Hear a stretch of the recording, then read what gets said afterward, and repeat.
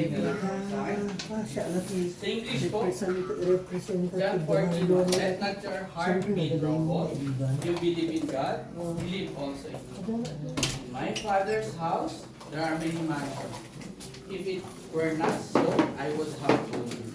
Sa verse 27, peace I leave with you, my peace I give unto you, not as the world give, but my peace.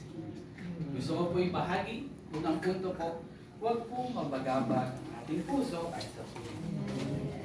Eh bro, hindi mo naman masisisi. Pero sa pagharap po natin, lagi po tayo magtiwala sa Panginoon. Magtiwala na mas nasa mabuting kalagayan na po ang ating minamahal.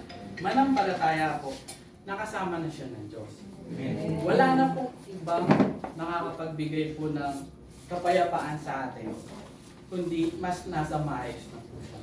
Sabihin mo sa katabi mo, magtiwala ka sa Panginoon. Magtiwala ka sa Panginoon. Sigurado po ako, si Sister Selly, sa mga anak po, mama, at mami naman po sa mga apo, hindi po niya nais na mag-alala kayo dahil mas maayos na po talaga.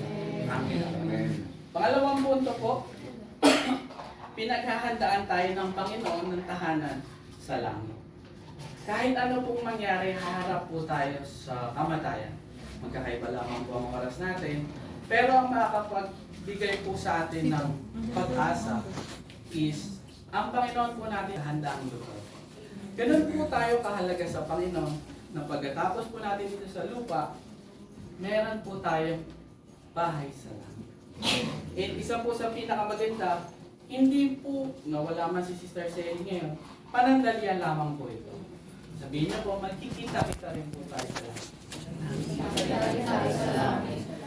Siguraduhin niyo po kasi personal po yung decision at regalo po yun ng Panginoon.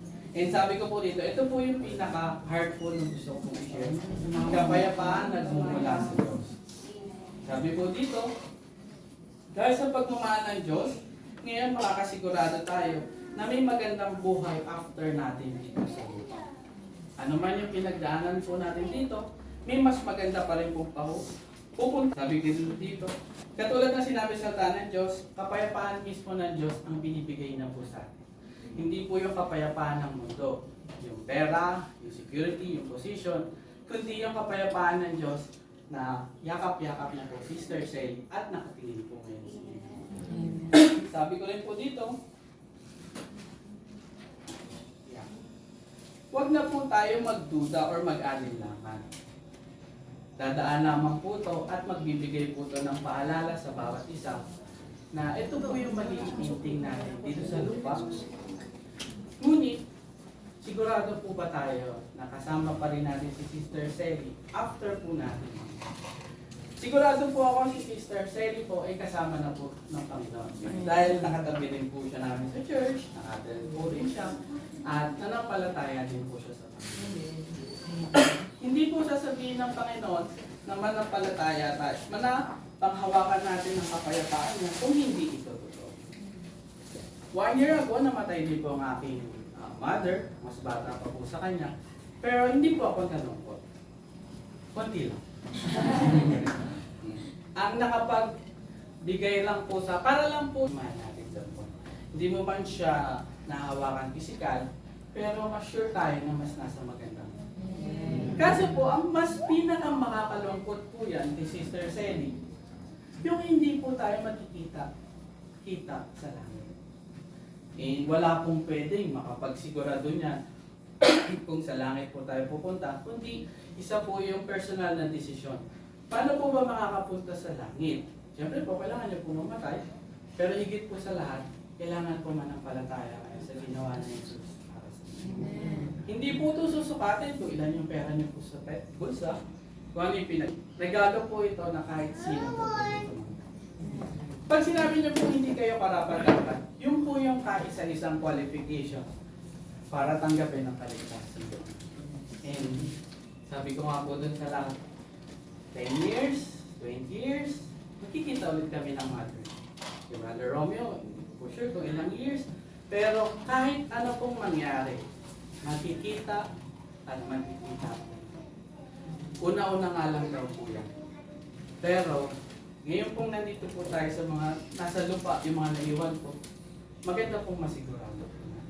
Kung hindi niyo po maalala kung kailan ka huling nanampalataya sa Panginoon, ngayong hapon po, pwede ko po kayo imbitahan, anyayahan, panghawakan yung kapayapaan ng Diyos na hindi ka ngayon matatakot kung buhay pa ba ako bukas, na-aksidente ba ako, or pag nagkamali ako, patatawarin ko.